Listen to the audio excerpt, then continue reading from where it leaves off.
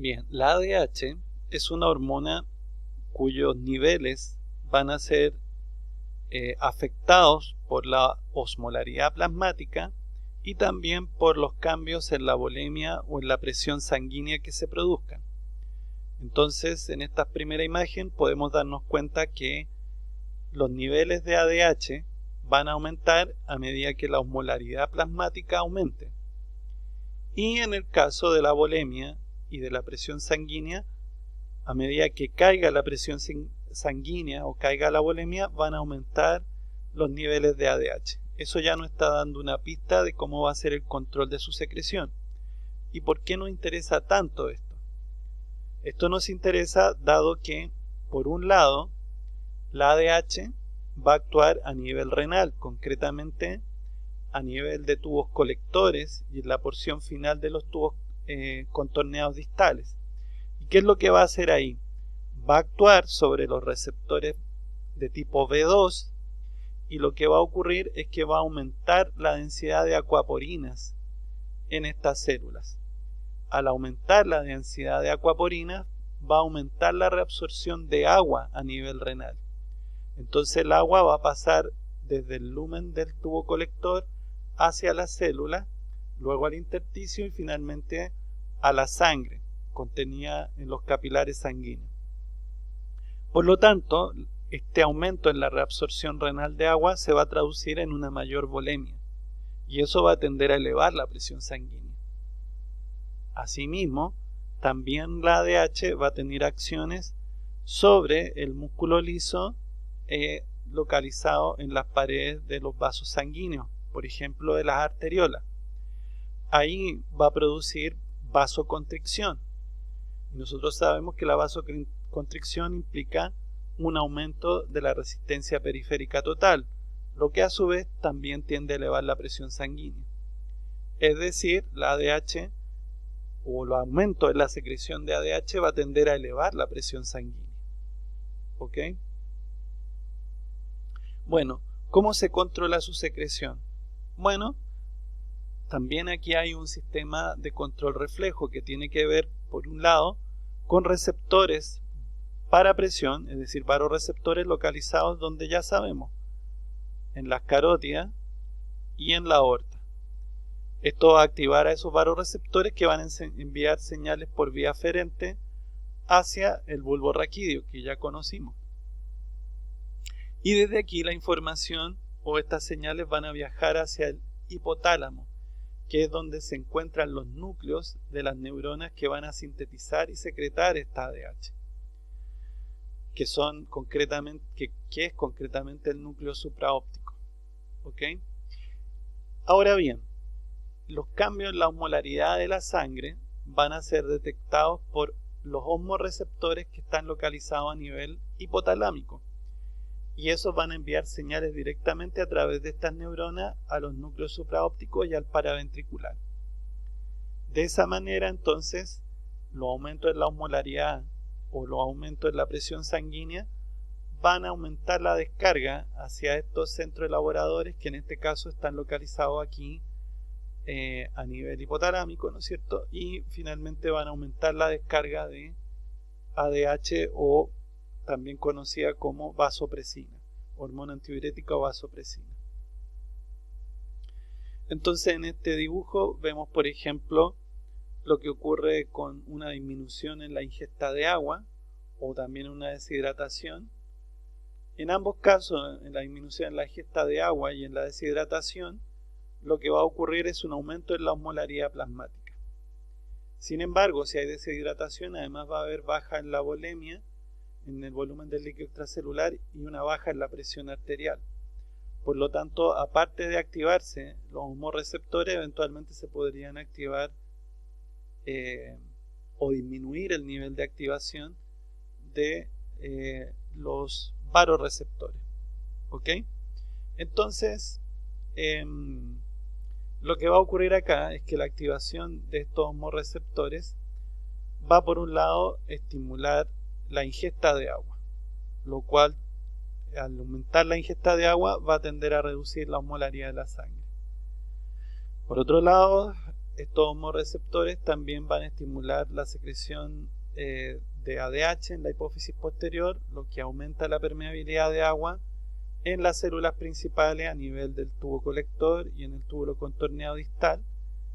Al aumentar la reabsorción de agua ya sabemos que aumenta la volemia, pero eso también va a tender a reducir la osmolaridad.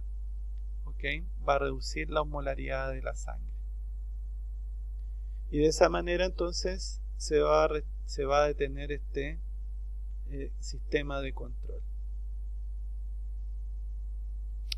Bueno, por último, dado que finalmente todo esto es relevante en términos de la perfusión, o sea, el aporte de sangre a cada órgano, hay también sistemas de control local del flujo sanguíneo, que son básicamente tres: la autorregulación, la hiperemia activa y la hiperemia reactiva. No vamos a analizar con detalle cada uno de estos, pero sí es interesante pensar que en la hiperemia activa, que sería el aumento del flujo de sangre a un órgano, en este caso podría deberse a un aumento del metabolismo del mismo y la producción de mediadores químicos locales que van a aumentar el flujo de sangre a la zona. Entonces ahí entra en juego la hipótesis metabólica. Entonces, por ejemplo, si un tejido tiene una mayor actividad metabólica, como producto del metabolismo del ATP se va a producir adenina, van a aumentar los niveles de adenosina, va a aumentar la concentración de protones, va a aumentar la presión parcial de CO2, va a aumentar los niveles de potasio, de ion potasio, y todo eso va a actuar sobre el músculo liso, produciendo la relajación y por lo tanto favoreciendo la vasodilatación, lo que va a tender a reducir la resistencia periférica, aumentando el flujo de sangre a la zona. Bueno, también hemos dicho que hay sustancias vasoactivas, hormonas vasodilatadoras y hormonas con acción vasoconstrictora. Hemos visto, por ejemplo, que el caso de la vasopresina, cuando actúa sobre receptores B1 en los vasos sanguíneos, produce vasoconstricción. Hemos visto también que cuando actúa sobre receptores B2 a nivel renal, aumenta la reabsorción de agua a nivel de tubos colectores y tubo contorneado distal. Y por otra parte, esta hormona, que es la noradrenalina, si actúa sobre receptores alfa-1 adrenérgicos, produce vasoconstricción. Entonces, como vemos acá, tanto la vasopresina como la noradrenalina pueden, al producir vasoconstricción, aumentar la resistencia periférica total, y eso nos va a hacer aumentar la presión arterial. En cambio, la acción a nivel renal por aumento de la absorción de agua tiene que ver con el aumento en la volemia, el aumento en el volumen de latido, el aumento del gasto cardíaco, y todo eso contribuye entonces al aumento de la presión arterial. Hay otras hormonas que son más bien de naturaleza vasodilatadora, como la bradiquinina o bradicinina, la calidina, que a nivel endotelial estimulan la producción de óxido nítrico, el cual actúa sobre el músculo liso adyacente, produciendo la relajación y la consecuente vasodilatación y la disminución en la resistencia al flujo, lo cual favorece un aumento del flujo a la zona. Bien, otra función orgánica relevante para la vida es la función respiratoria. Entonces nos vamos a explicar brevemente esto. Entonces, los movimientos respiratorios se conocen como inspiración y expiración. Una inspiración seguida de una expiración es lo que llamamos un ciclo respiratorio. Y como ustedes ven, el concepto de ventilación pulmonar tiene que ver con el aire que entra y sale de los pulmones por minuto. Y esto depende, entonces por eso también se le llama volumen expiratorio minuto. Y se puede calcular como el volumen tibial o volumen de aire corriente multiplicado por la frecuencia respiratoria. El volumen de aire corriente es el volumen de aire que entra y sale de los pulmones con cada respiración, y la frecuencia respiratoria es el número de respiraciones por minuto, o si ustedes quieren, de ciclos respiratorios por minuto. Entonces, lo importante que debemos tener claro es que si aumenta el volumen expiratorio minuto o la ventilación pulmonar, lo que va a ocurrir es que va a aumentar la presión parcial de oxígeno en la sangre, va a disminuir la presión parcial de CO2 y va a aumentar el pH. En cambio, si baja la ventilación pulmonar, la presión parcial de oxígeno va a caer, va a aumentar la presión parcial de CO2 y eso va a traer como consecuencia una disminución del pH. Recordemos que cuando hablamos de disminución del pH decimos que en el fondo se está haciendo más ácido, y cuando hablamos de un aumento del pH significa que se está haciendo más alcalina la sangre. Entonces, el control de la respiración depende también de un reflejo.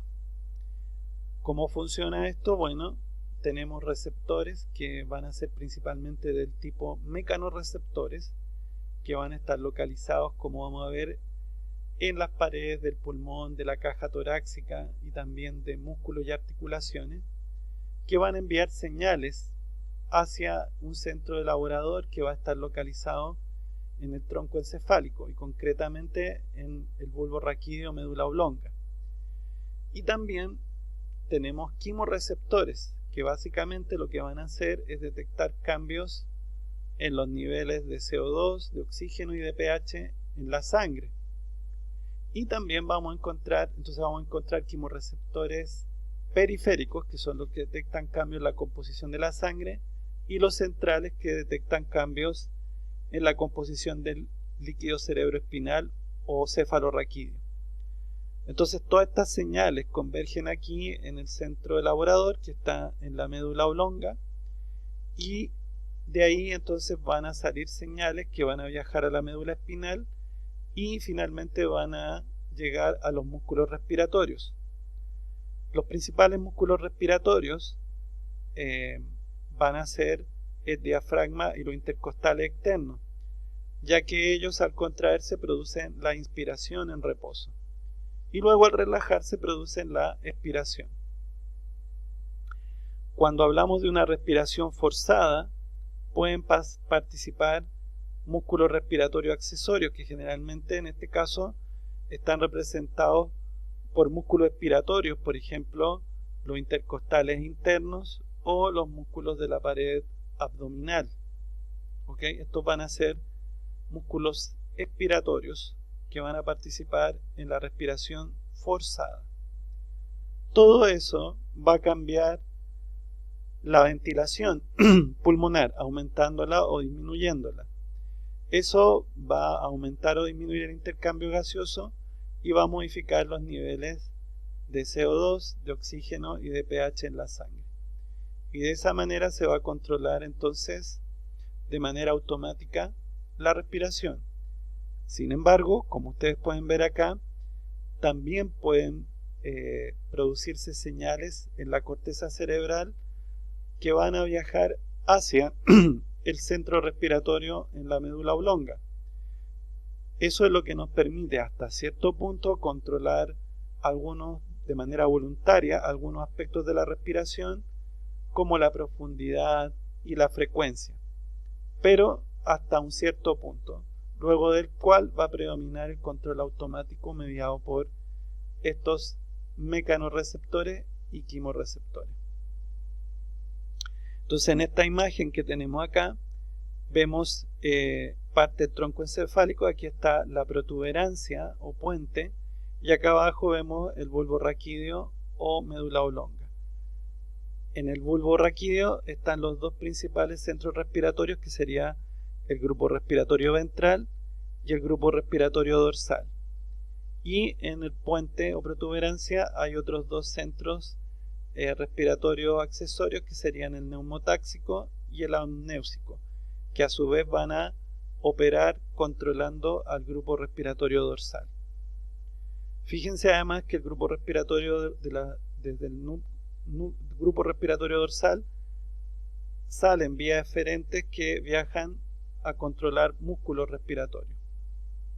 Bien.